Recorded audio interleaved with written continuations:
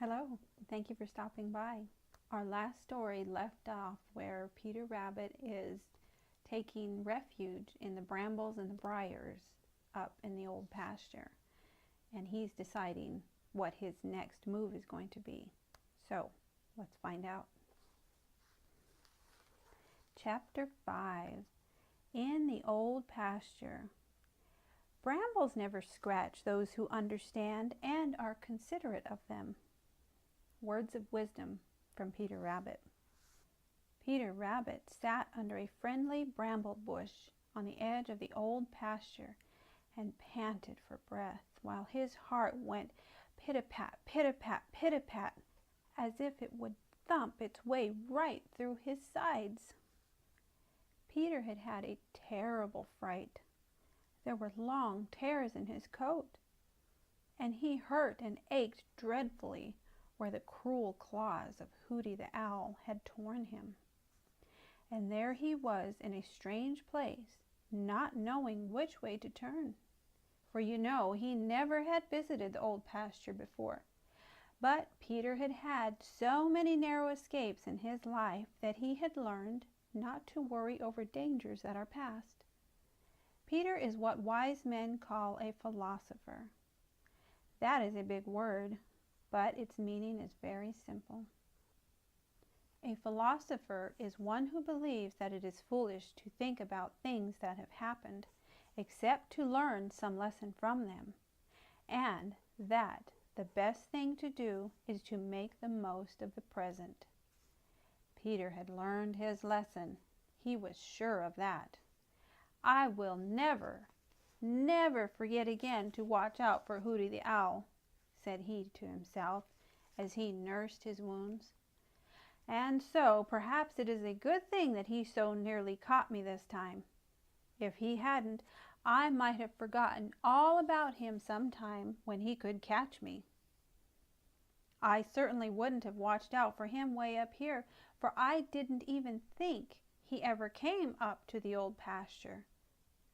But now I know he does. And now that I know, Mr. Hooty'll have to be smarter than he's ever been to catch me napping again. My, how I do hurt and ache. I know now just how Danny Meadow Mouse felt that time Hooty caught him and dropped him into the old briar patch. Ouch! Well, as my mother used to say, yesterday has gone away, make the most of just today. Here I am up in the old pasture, and the next question is, what shall I do next?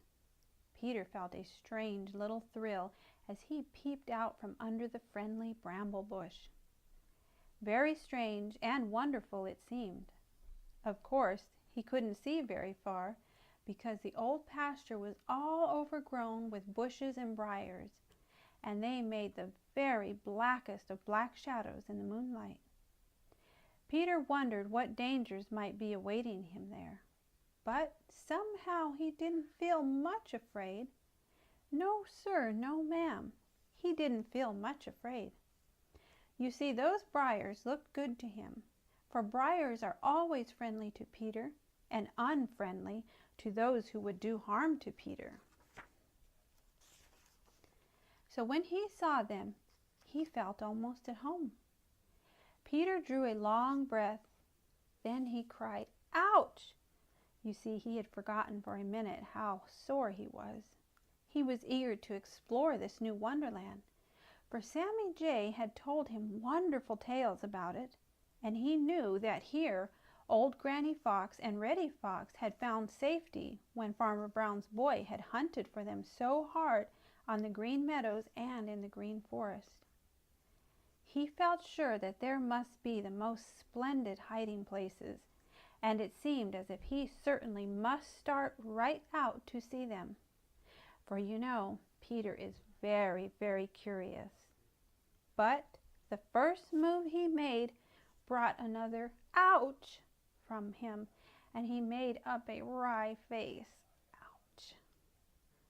I guess the best thing for me to do is to stay right where I am, said he, for here I am safe under this friendly old bramble.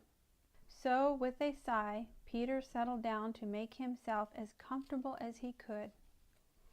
And once, far, far away on the Green Meadows, he heard the voice of Old Man Coyote. Peter smiled.